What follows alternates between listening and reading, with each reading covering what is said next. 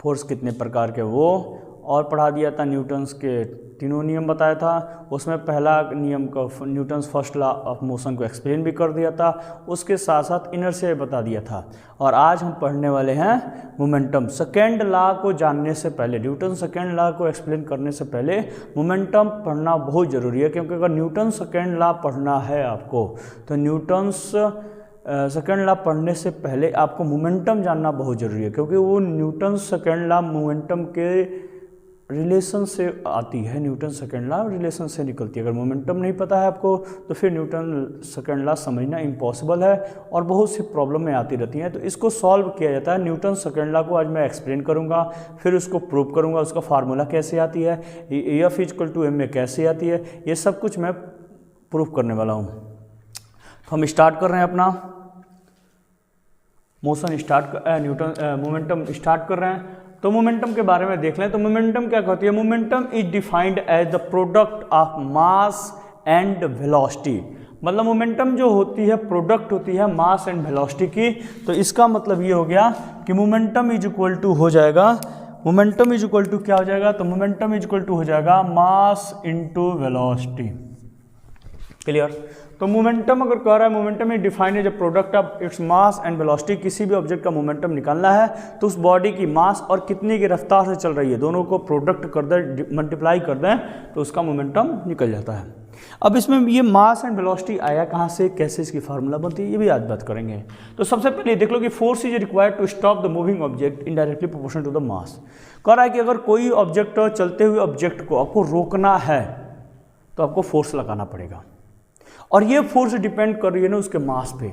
अगर कोई भारी ऑब्जेक्ट है तो फोर्स ज़्यादा लगाना पड़ेगा, कोई हल्की ऑब्जेक्ट है मतलब हैवली ऑब्जेक्ट के लिए ग्रेटर फोर्स और लाइटली ऑब्जेक्ट के लिए स्मॉलर फोर्स लगाना पड़ेगा।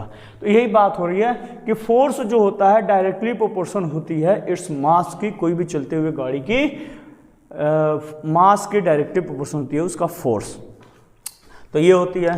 अब डायरेक्टली प्रोपोर्शन है मास का तो F ही directly proportion to the m हो गया।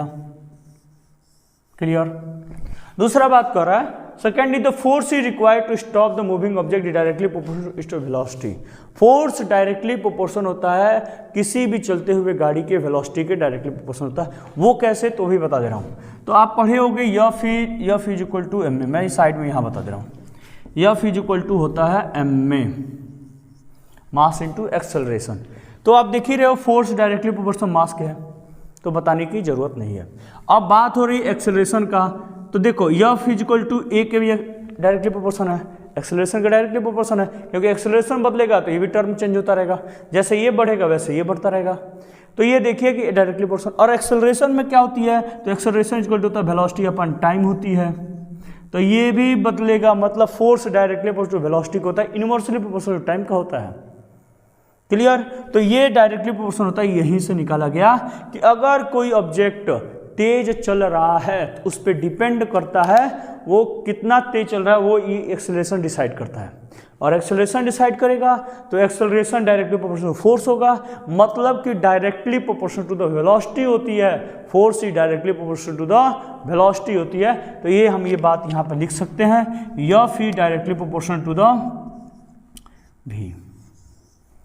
अब हमको एक चीज पता चल रहा है कि F डायरेक्टली प्रोपोर्शनल m होती है, F डायरेक्टली प्रोपोर्शनल v होती है। तो इन दोनों टर्म को हम क्या करते हैं, अभी फोर्स के कंपेयर में फोर्स से इसको नहीं देखते हैं, एक नया वर्ड दे देते हैं इसी फोर्स और फोर्स डायरेक्टली प्रोपोर्शनल m के लिए और फोर्स डायरेक्टली प्रोपोर्शनल v के लिए हम एक नया टर्म देते हैं जिसका नाम था मोमेंटम। जिसका नाम क्या था? मोमेंटम। यही मोमेंटम है। क्लियर? इसी फोर्स डायरेक्टली प्रोपोर्शनल मास के लिए और इसी फोर्स डायरेक्टली वेलोसिटी के लिए हम एक नया टर्म देते हैं जिसका नाम होता है मोमेंटम। तो वही यहाँ पे लिख दिया गया है कि मोमेंटम इज इक्वल टू होता है मास इंटू वेलोसिटी। अब आपको एक चीज बता रहा हूँ यहाँ पे हमेशा के लिए काम आने वाली है। पहला ये कि अगर आपको कोई भी कहे डायरेक्टली प्रोपोर्शनल कोई चीज बताया जा रहा है तो जब प्रोपोर्शन हटता है ना तो एक कांस्टेंट आता है। जैसे मैं आपको यहाँ पे शॉर्ट में बता रहा हूँ कि यहाँ पे ये ना फोर्स का नाम चेंज करके हम लोग क्या बना दिए, मोमेंटम बना दिए। तो आप एक चीज़ देखो, हम ये ऐसे लिख सकते हैं momentum is equal to directly proportional, momentum is directly proportional to mass into velocity. किसी कोई डाउट? क्योंकि वही बात मैं लिखा हूँ, यहाँ के फोर्स का नाम चेंज करके मोमेंटम बना दिया गया उसको। अब यहाँ पे जो मोमेंटम ही directly to mass into velocity है ना, अब ये जब प्रोपोर्शनल हटेगी, डायरेक्टली प्रोपोर्शनल हटेगी, तो इसके जगह पे कोई कांस्टेंट आता है। कहीं भी कभी भी फिजिक्स हुआ, केमिस्ट्री हुआ, प्रोपोर्शनल जब हटती है तो हमेशा उसके साथ कोई ना कोई कांस्टेंट टर्म जरूर आएगा। तो यहाँ पे जो कांस्टेंट आता है वो के आता है, और के की वैल्यू होती है 1। ये प्रोपोर्शनल हटेगा तो के आ जाता है, और k की वैल्यू कितनी होती है 1, ये कांस्टेंट आता है 1 के बराबर होती है, तो p is equal to M भी आ जाता है। और वही तो लिखा हूँ momentum is equal to mass into velocity. Clear? तो ये भी लिखा हूँ यहीं पे, momentum is equal to mass into velocity, M भी लिखते हैं इसको, तो डायरेक्ट लिख सकते हैं momentum is equal to mass into velocity. किसी कोई डाउट? तो एक चीज़ और मैं बता दे रहा हूँ कि मोमेंटम ये पहले फोर्स ही था, और फोर्स को एक नया टर्म से जाना जाता था जिसका नाम था मोमेंटम, क्योंकि फोर्स को तो हम पहले जान ही रहे हैं मास इनटू एक्सेलरेशन के रूप में। तो यहाँ पे एक नया टर्म दिया जाता है और उसका नाम था मोमेंटम। और ये क्या होता है, डायरेक्टली प्रोपोर्शनल तो मास होती है, डायरेक्टली प्रोपोर्शनल वेलोसिटी होती है, क्योंकि ये फोर्स ही है। समझ में आ रहा है? तो इसीलिए इसका, अब आप कहोगे कि फोर्स है तो यूनिट इसका न्यूटन होना चाहिए, ऐसा नहीं होता है, क्योंकि अगर हम मास ले रहे हैं, यहाँ पे एक्सेलरेशन है, यहाँ पे वेलोसिटी है, तो इन दोनों टर्म को हम ना एक टर्म बना दिए, फोर्स का नाम चेंज करके वहाँ पे ला दिया गया, और उसका नाम और सब कुछ, उसका फंक्शन सब कुछ चेंज कर दिया गया। समझ में आ रहा है? जैसे देखो, आप बायोलॉजी पढ़ते हो तो उसमें हम लोग की सेल होती है जिसका नाम होता है RBC, red blood cell. Red blood cell एक नॉर्मल सेल की जैसे, जब स्टार्टिंग में ये जब डेवलप होता है ना, जब इसकी जन्म होती है, ओरिजिन होती है ना, तो ये एक नॉर्मल सेल के जैसे होता है, जैसे सारे सेल फंक्शन करते हैं वैसे करता है। लेकिन भगवान उसमें कुछ एक्स्ट्रा वर्क कराने के लिए उसके अंदर के सारी चीज़ें निकाल कर फेंक देते हैं और उसको यूकैरियोटिक से प्रोकैरियोटिक में चेंज कर देते हैं। वैसे ये है, इसको एक्स्ट्रा कुछ कराने के लिए हम लोग इसको फोर्स को हटा के मोमेंटम टर्म दे देते हैं, और वही इसका डेफिनेशन और फार्मूला बन जाती है। तो उम्मीद ये करता हूँ कि यहाँ तक सब क्लियर हो गया। अब हम आगे बढ़ने वाले हैं।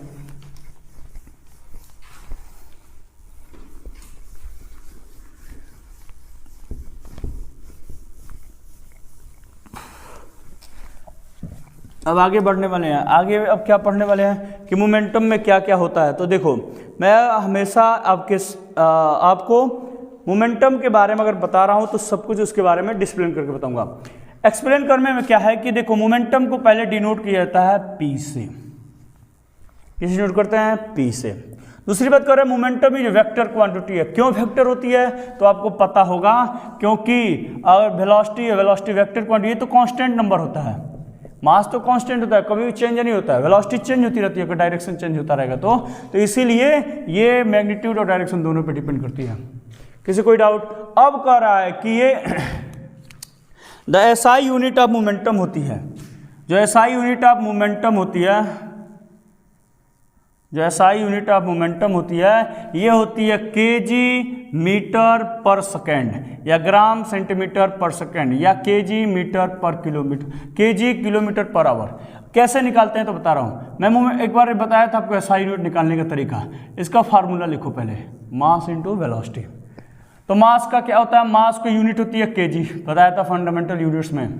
और वेलोसिटी का क्या होता है? मास मीटर अपान स्पीड, मीटर पर सेकेंड होता है। मीटर पर सेकेंड हो जाती है, क्या होती है वेलोसिटी का? मीटर पर सेकेंड। तो क्या होता है? केजी मीटर पर सेकेंड। तो ये तो यहाँ पे लिखा हूँ, केजी मीटर पर सेकेंड, या इसको जब सीजीएस में पढ़ते हैं तो ग्राम सेंटीमीटर पर सेकेंड, और किलोमीटर में पढ़ेंगे तो KG kilogram per hour. Clear?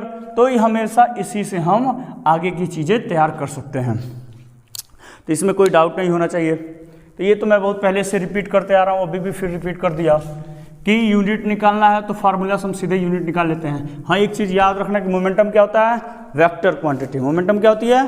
तो वेक्टर क्वांटिटी होती है, और इसी वेक्टर क्वांटिटी होती है, तो ये याद रखना आप लोग। दूसरी बात करें, एग्जाम्पल के बारे में पढ़ाई कर लिया जाए।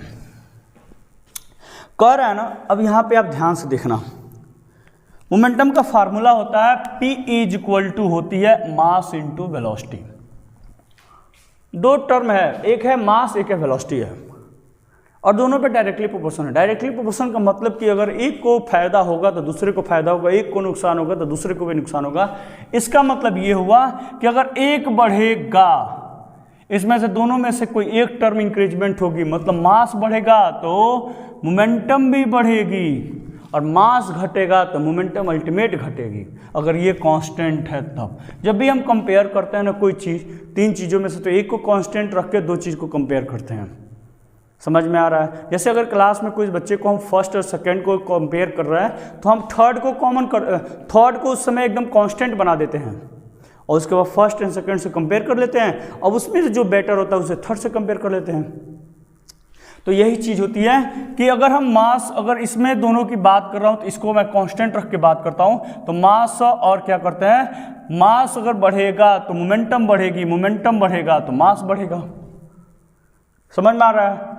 कोई यही बात थी। अब क्या था कि अब यहीं से एग्जाम्पल से हम सीखने वाले हैं। कह रहा है कि एक कार एंड बस is not running with high speed. कोई एक बस होता है, बहुत तेज नहीं चलता है, बट और उस वेलोसिटी, स्पीड और वेलोसिटी किसी से, मतलब कि उसकी स्पीड और वेलोसिटी तेज नहीं होती, but because it's high mass it has very high momentum which be hurt to the person coming in its way.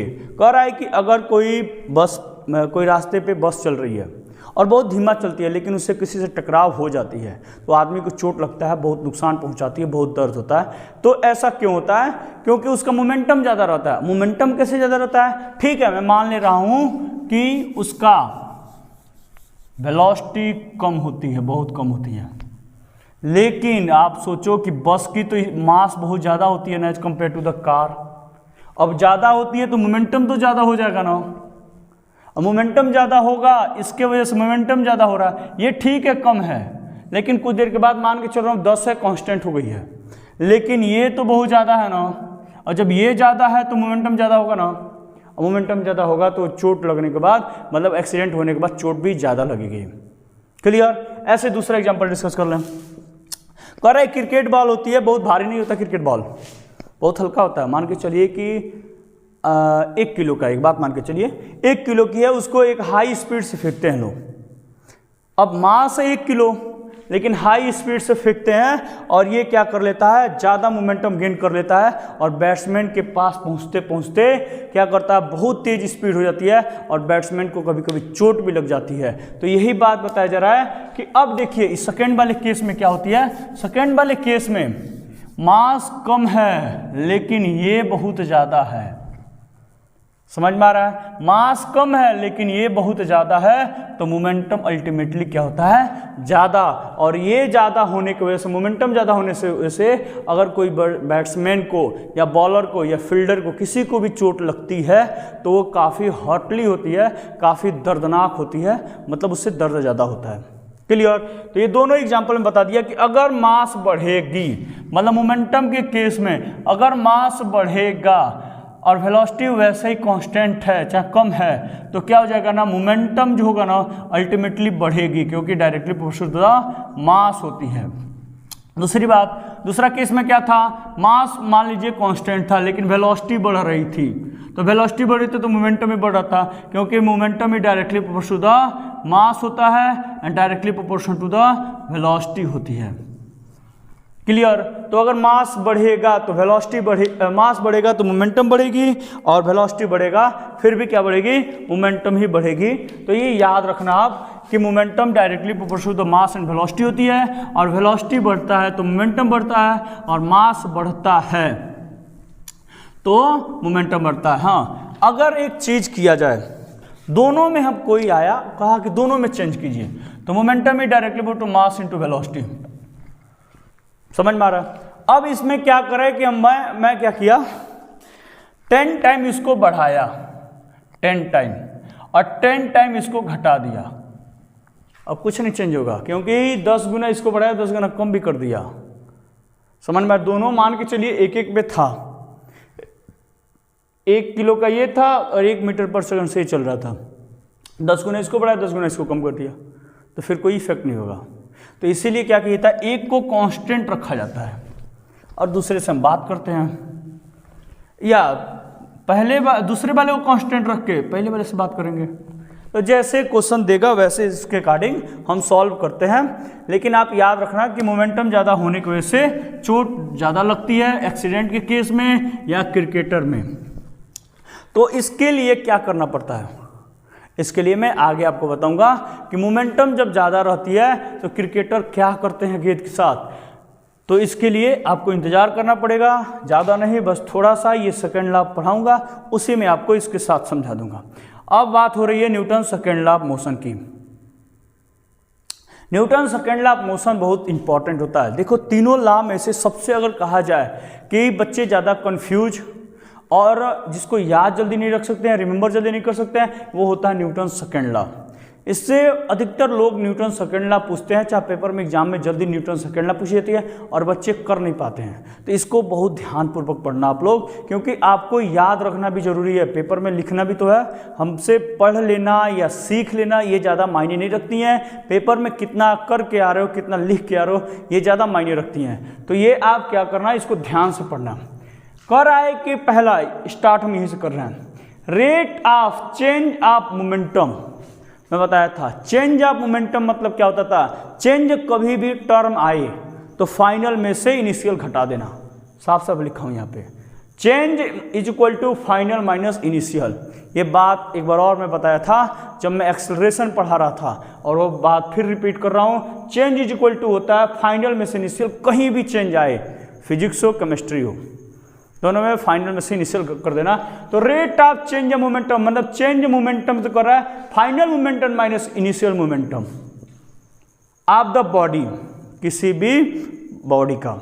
It directly proportional to the applied force, मतलब ये डायरेक्टली प्रोपोर्शनल होता है कितना आप फोर्स लगा रहे हो, take place in the direction of the force act, मतलब जिस डायरेक्शन में फोर्स चल रही है, काम कर रहा है, उसी के डायरेक्शन में डायरेक्टली प्रोपोर्शनल होता है चेंज इन मोमेंटम, और rate of change of momentum directly proportional होता है। तो देखो मैं आपको बता दूं कि rate of change of momentum कर रहा है डायरेक्टली प्रोपोर्शनल तो एफ के, तो F is directly proportional to the change of, rate मतलब दर होता है, तो यहाँ पे time, change of momentum.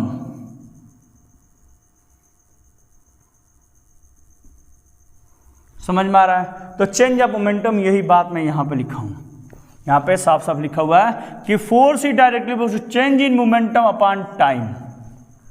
Clear? क्योंकि रेट लिखा है यहाँ पे, और इस रेट का मतलब होता है टाइम। जब भी रेट आ जाए तो रेट पर यूनिट आ गया तो मतलब कि टाइम से डिवाइड कर देना है। अब क्या रहा है, फोर्स इज इक्वल टू, जब चेंज लिखोगे तो यहाँ पे एक बार और बता दे रहा हूँ कि चेंज लिखोगे तो क्या लिखना पड़ता है, तो चेंज इज इक्वल टू होता ही है कि क्या होता है जी, final momentum minus final momentum minus initial momentum. तो final momentum minus initial momentum, तो चेंज का मतलब ही होता है फाइनल में से इनिशियल कर दें, और चेंज का सिंबल बताया था डेल्टा होता था। तो यहाँ पे लिखा हूँ चेंज, तो फाइनल इनिशियल फाइनल मोमेंटम में से इनिशियल मोमेंटम को माइनस कर देते हैं। तो फाइनल के लिए मैं बताया था फाइनल वेलोसिटी होती थी जिसको कहते थे v, और इनिशियल वेलोसिटी को कहते हैं u। तो ये मैं बता चुका हूँ, या एक बार और बता दे रहा हूँ, फाइनल वेलोसिटी इक्वल टू होता है v, और इनिशियल वेलोसिटी इक्वल टू होता है u।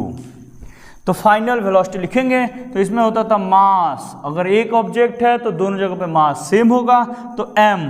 अब फाइनल का लिखेंगे तो v माइनस, अब इनिशियल के लिए हो रहा है तो मास अगर बॉडी सेम है तो मास भी सेम रहेगा, क्योंकि मास जो होता है प्रॉपर्टी ऑफ बॉडी होती है। तो क्या हो जाएगा कि m और u हो जाएगा यहाँ पे, तो एम भी माइनस एम यू, वही बात यहाँ पे लिखा हूँ कि एम भी या फिर डायरेक्टली प्रोपोर्शनल टू एम भी minus M U upon T, ये तो टाइम का टाइम ही रहता है। तो देखो force is directly proportional to the mass, इसमें से मास कॉमन ले लिए क्योंकि दोनों तो सेम है, तो मास कॉमन ले लिए तो बच जाएगा v माइनस यू और अपॉन टी। और आपको पता होगा कि v माइनस यू को क्या लिखते थे, तो v माइनस यू को लिखा जाता है, क्या लिखा जाता है जी, एक्सिलरेशन। तो a इज इक्वल टू होता ही था v minus you upon T, इसको मैं कई बार लिखा हूँ। इसी से तो मोशन का फर्स्ट इक्वेशन आती है, t को इधर भेज देते हैं, u को इधर भेज देते हैं, तो v इज इक्वल टू आ जाता था u प्लस ए टी, तो इसी से आता है। तो v minus you upon T का होता है एक्सिलरेशन, और यही एक्सिलरेशन बन जाती है या फिर डायरेक्टली प्रोपोर्शनल यम इंटू ए, मास इंटू एक्सिलरेशन। और जब प्रोपोर्शन हटेगा तो कांस्टेंट आएगा, और वहाँ पे जो कांस्टेंट होता है ये होता है 1, k इज इक्वल टू 1 के बराबर होता है। तो ये लिख जाते हैं, क्या बन के आती है, F is equal to M में। तो आपको मैं बहुत पहले बता दिया था कि फोर्स इज इक्वल टू हो जाती है मास इंटू एक्सिलरेशन, और यही यहाँ से प्रूफ हो चुका है। क्लियर। तो एक बार और मैं रिपीट कर दे रहा हूं कि इसमें चेंज ऑफ मोमेंटम होती है, change of momentum with respect to time होती है, rate of change of momentum होती है। तो यहाँ से हम टाइम से मल्टीप्लाई डिवाइड करते हैं, तो क्या होती है, मास एम भी mass into velocity minus mass into initial velocity, mass into final velocity minus mass into initial velocity upon time हो जाती है। फिर ये क्या होता है कि मास को कॉमन ले लेते हैं, तो बच जाता है v minus U upon T. v minus U upon T को लिखते थे a is equal to v minus U upon T होता था, तो इसके जगह पे हम a लिख देते हैं, तो ये बन जाता है m इंटू ए। जब प्रोपोर्शन हटेगा तो कोई ना कोई कांस्टेंट आएगा, और ये कांस्टेंट क्या आती है k, और k इक्वल टू कितना आता है 1। तो यहाँ बन जाती है force equal to mass into acceleration. Clear. तो यहाँ तक सेकेंड लॉ का हो गया। तो याद रखना, rate of change of momentum of the body is directly proportional to the applied force.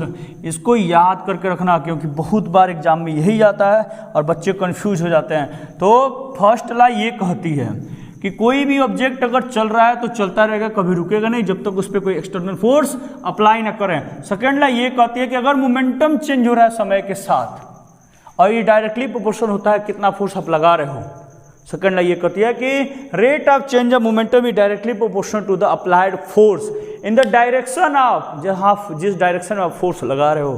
तो वही कहता है कि इसी के हिसाब से हम क्या करते हैं, या फिजिकल टू में प्रूव कर देते हैं। क्लियर। तो एक बार और एक याद रखना, rate of change of momentum is directly proportional to the applied force, इसको हमेशा याद रखना। अब मैं बताने वाला हूं एक्सेलरेशन और मास और फोर्स के रिलेशन। तो आप पढ़े हो, अभी जस्ट पढ़ के आए हो, F इज इक्वल टू होता है यम ए, होता है ना। अब इधर हमको a निकालना है, तो यम को इधर भेज देंगे, इधर मल्टीप्लाई तो इधर जाएगा तो क्या होगा डिवाइड, तो डिवाइड हो जाएगा तो कुछ ऐसा बन के आ जाएगा a is equal to F upon M. मतलब कि अगर मास बढ़ाओगे, अब a is equal to inversely proportional to the M आ गया, और a is equal to directly proportional to F आ गया। मतलब जैसे ही मास बढ़ाओ, एक्सेलरेशन बढ़ाओगे तो फोर्स बढ़ेगा। इसमें भी यही है, जैसे ही एक्सेलरेशन बढ़ाओगे वैसे ही फोर्स बढ़ता रहेगा। तो जैसे ही ये बढ़ाओगे तो ये बढ़ता रहेगा। क्लियर। तो जितना अगर 2 गुना इसको बढ़ाओगे तो ये भी 2 गुना बढ़ेगा, क्योंकि ये तो कांस्टेंट हमारे लिए भी। वैसे ही अब देखो इन्वर्सली है, इन्वर्सली का मतलब तो उल्टा रिलेशन, अगर इसको बढ़ाओगे तो ये घटेगा, और ये इसको बढ़ाओगे तो ये घटेगा, और इसको घटाओगे तो ये बढ़ेगा, मतलब उल्टा काम करते हैं। तो अब इसमें इन्वर्सली है, तो जैसे ये बढ़ाओगे तो एक्सेलरेशन घटेगा, और फोर्स बढ़ाओगे तो एक्सेलरेशन बढ़ेगा। क्लियर। तो ये याद रखना, अगर फोर्स बढ़ाएंगे तो एक्सेलरेशन क्या होगा, बढ़ेगा, और मास बढ़ाएंगे तो एक्सेलरेशन क्या होगा, घटेगा। तो ये याद रखना आप, अब इसी के बारे में कुछ चीज़ें देख लीजिए। तो यहाँ पे लिखा है acceleration of the body directly proportional to the force on it and inversely proportional to the mass, inversely proportional to the mass of the body. मतलब यही बात कि ये क्या होती है, यहाँ पे मैं साफ साफ लिख दे रहा हूँ कि यही बात यहाँ पे लिखवाया जा रहा है कि यहाँ पे लिख दे रहा हूँ A is directly proportional to the F और A is inversely proportional to the M. तो A is directly proportional F होती है और ए इज इनवर्सली प्रोपोर्शनल क्या होती है, एम होती है। तो अगर जैसे ही एक्सेलरेशन बढ़ाओगे वैसे फोर्स बढ़ेगा, जैसे ही एक्सेलरेशन घटाओगे वैसे मास बढ़ते जाएगा, ये रिलेशन होती है। तो यहाँ पे एक नोट्स भी लिखा गया है, if the mass is increased 2 time then the acceleration will be get half. अगर क्या करो आप, यहाँ पे मैं समझा दे रहा हूँ इसको, अगर कह रहा है ना कि अगर एक्सेलरेशन इनवर्सली प्रोपोर्शनल मास होती है, अगर मास को 2 गुना बढ़ा दो, कितने बढ़ाना है 2 गुना, तो देखो मैं लिख रहा हूँ A directly inversely proportional to the M, तो 1/2 हो गया ना। तो कह रहा एक्सेलरेशन में क्या होगा, तो एक्सेलरेशन में क्या होगा कि ये जब जाएगा तो इनवर्सली प्रोपोर्शनल टू द 2 हो जाएगा, मतलब कि ये 2 गुना घट जाएगा, हाफ हो जाएगा। और यहाँ पे कह रहा है if the force is increased 2 time, अब कह रहा है कि A is equal directly proportional to F होती है, अगर फोर्स को 2 गुना बढ़ाते हैं तो ये भी 2 गुना बढ़ जाएगा, तो ए डायरेक्टली प्रोपोर्शनल 2 टाइम हो गया, तो ये भी ए इज इक्वल टू भी 2 टाइम हो जाएगा। समझ में आ रहा है? तो ये डायरेक्टली प्रोपोर्शनल मतलब जैसे बढ़ाओगे वैसे फोर्स बढ़ता रहेगा, और इनवर्सली प्रोपोर्शनल में इसको बढ़ाओगे तो वो उतना ही घटता जाएगा। तो mass inversely proportional to acceleration होती है और force directly proportional to the acceleration होता है। तो याद रखना ये रिलेशन, क्योंकि इससे डायरेक्ट क्वेश्चन आ सकती है कि पूछ देगा कि अगर मास को बढ़ाएंगे तो एक्सेलरेशन पे क्या इफेक्ट करेगा। तो याद रखना कि अगर मास को बढ़ाएंगे तो एक्सेलरेशन पे क्या इफेक्ट करेगा। तो यहाँ तक हम लोग का हो गया। अब कुछ इंपॉर्टेंट चीज़ें थी, इंपॉर्टेंट चीज़ें में पहली होती है न्यूटन्स में।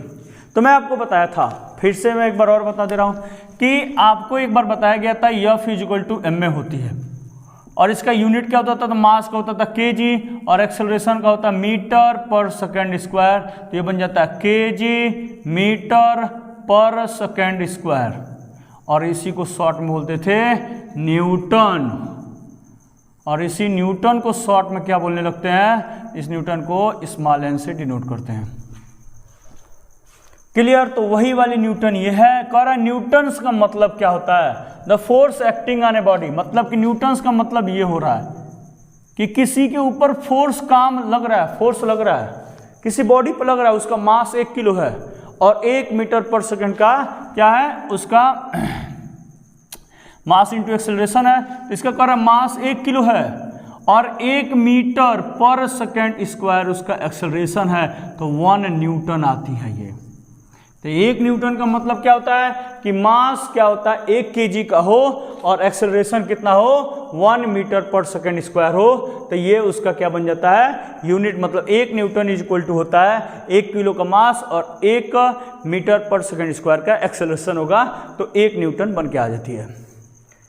दूसरा क्या लिखा जा रहा है कि अगर कभी फोर्स पे माइनस साइन आए, पहले ही बताया था और अभी बता रहा हूँ क्योंकि अब आने वाला माइनस साइन, कि अगर किसी फोर्स पे माइनस आ रहा है -10 न्यूटन, तो ये माइनस साइन क्या बताती है, ये माइनस साइन डायरेक्शन बताती है कि अब ऑब्जेक्ट जिस डायरेक्शन में चल रहा था उस डायरेक्शन में नहीं जा रहा, उसका अपोजिट चल रहा है। तो कभी भी माइनस साइन फोर्स पे आए तो इसका मतलब आप ये समझना कि ऑब्जेक्ट जिस डायरेक्शन में चल रहा था उसमें नहीं चल रहा है, उल्टा चल रहा है। तो हमेशा कभी भी कोई भी वेक्टर क्वांटिटी हुआ और माइनस साइन का मतलब ही होता है कि जिस डायरेक्शन में ऑब्जेक्ट चल रहा था उसमें नहीं चल रहा है, उसके अपोजिट डायरेक्शन में वो चल रहा है। तो क्लियर? यहाँ तक एक चीज़ आप हमेशा याद रखना कि माइनस साइन, कभी भी माइनस साइन मतलब कि ऑब्जेक्ट क्या चल रहा है, अपोजिट डायरेक्शन में चलना शुरू कर दिया। जिस डायरेक्शन में चल रहा था उसमें नहीं चल रहा है, उसके अपोजिट डायरेक्शन में ऑब्जेक्ट चल रहा है। अब हम नेक्स्ट पढ़ने वाले हैं कि application of Newton second law. Second law की क्या क्या एप्लीकेशन है, इसी के बारे में पढ़ने वाले हैं। तो पहला केस ये बनती है हाई जंप पर। कभी भी आप देखना जब हम हाई जंप करते हैं तो एक चीज़ आप देखी होगी ना कि हमेशा नीचे बिछाया जाता है, या तो सैंड बिछा दिया जाता है, या तो न्यू मिट्टी डाली जाती है, या आप एक चीज़ देखोगे कि खूब मोटे गद्दे डाल दिए जाते हैं। ऐसा क्यों होता है? तो मैं आपको बता रहा हूँ कि जब हम हाई जंप करते हैं, जैसे समझ जाइए कि इतना हाइट से कूदते हैं और नीचे कुछ ना रहा, नीचे कंक्रीट हो, तो फिर हमें ज़्यादा चोट लग जाएगी। इसके लिए क्या होता है, गद्दा बिछा देता है। अब गद्दा में क्या होता है कि आपको मैं बस इतना ही समझाना चाहता हूँ, बस आप ध्यान से सुनते रहना। F = होता है MA,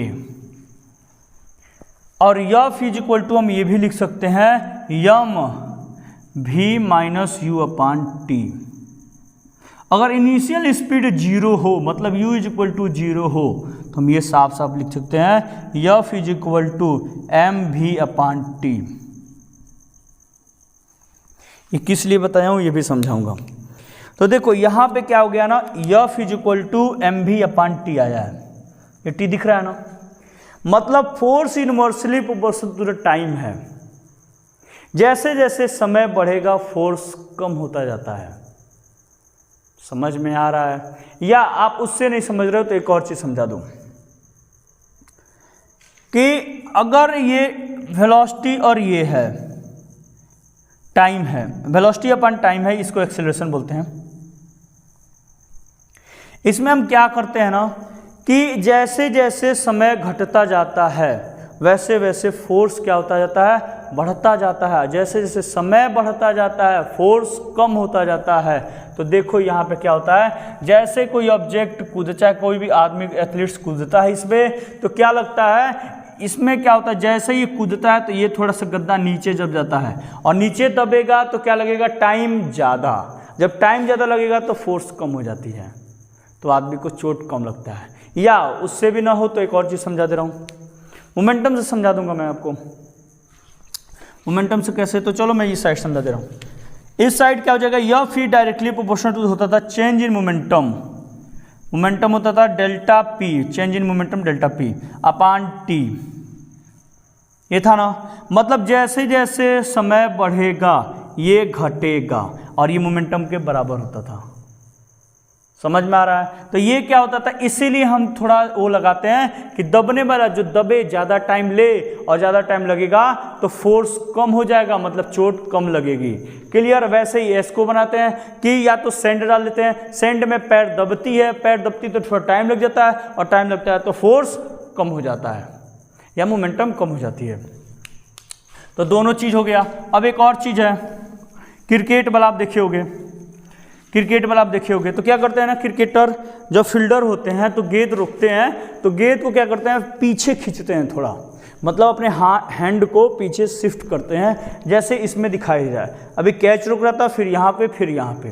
तो देखो अपने फील्डर क्या करते हैं, ये लोग अपने गेंद को थोड़ा पीछे खींचते हैं, या बहुत जगह पे बच्चे स्कूल में क्या करते हैं, जब टीचर मारने जाते हैं तो बच्चे पीछे हाथ खींचते हैं। तो इसमें क्या होता है बता रहा हूँ, अगर फोर्स लगा रहे हैं तो फिर सेम रीजन वहीं पे, या फिर डायरेक्टली चेंज इन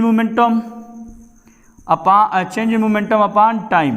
जैसे समय लगेगा तो फोर्स कम होगा, फोर्स कम होगा तो मोमेंटम भी कम होगी। तो इसमें क्या कर देते हैं, फोर्स कम करने के लिए, फोर्स को मिनिमाइज करने के लिए हम समय लगा देते हैं। और इतना मान के चलिए इसमें खींचने में 1 सेकंड भी लगा होगा तो 1 सेकंड टाइम कम है तो फोर्स कम हो जाता है, तो चोट नहीं लगता है। और आप कभी क्रिकेट खेलना और डायरेक्ट कैच रोकना, मतलब बिना हाथ पीछे खींचे हुए डायरेक्ट कैच रोकोगे तो आपको चोट ज़्यादा लग सकती है, क्योंकि समय ये क्या होगा, ये कम नहीं होगा, ये टाइम कम नहीं होगा। और टाइम कम नहीं होगा तो फोर्स में जितना था उतना ही रहेगा, मतलब हाई स्पीड से अगर गेंद आ रही है तो आपको चोट लगती है। तो हमेशा बैट्समैन होते हैं हाई स्पीड से गेंद को मारते ही हैं, वो तो अपना पूरा दम लगा के बंदा मारता है, तो ये आपको चोट लगने की ज़्यादा चांस रहती है। तो ये बात आप याद रखना कि हम कभी भी क्रिकेट खेलने जाते हैं तो प्लेयर को देखना, फील्डर जो होते हैं वो अपने हाथ को पीछे शिफ्ट करते हैं, पीछे खींचते हैं, क्योंकि समय ज़्यादा लगेगा और समय ज़्यादा लगेगा तो मोमेंटम, फोर्स कम होगा, फोर्स कम होगा तो मोमेंटम कम होगी। तो ये आप याद रखना कि हम सब हमेशा ऐसे ही, ये वाली जंपर वाली होती है या प्लेयर वाली होता है, इसीलिए शिफ्ट करते रहते हैं क्योंकि टाइम ज़्यादा लग जाए, और टाइम ज़्यादा लगेगा तो मोमेंटम और फोर्स दोनों कम हो जाती है, तो मोमेंटम चेंज होगा, इसका मतलब ही फोर्स चेंज हो जाएगा, क्योंकि मोमेंटम ही डायरेक्ट फोर्स ही directly opposite to the change in momentum होता ही है। क्लियर। अब एक और था सीट बेल्ट वाला, बता दूं। आप देखना ना, आपका कार होगा, बस होगा, वैन होगा, कुछ भी होगा,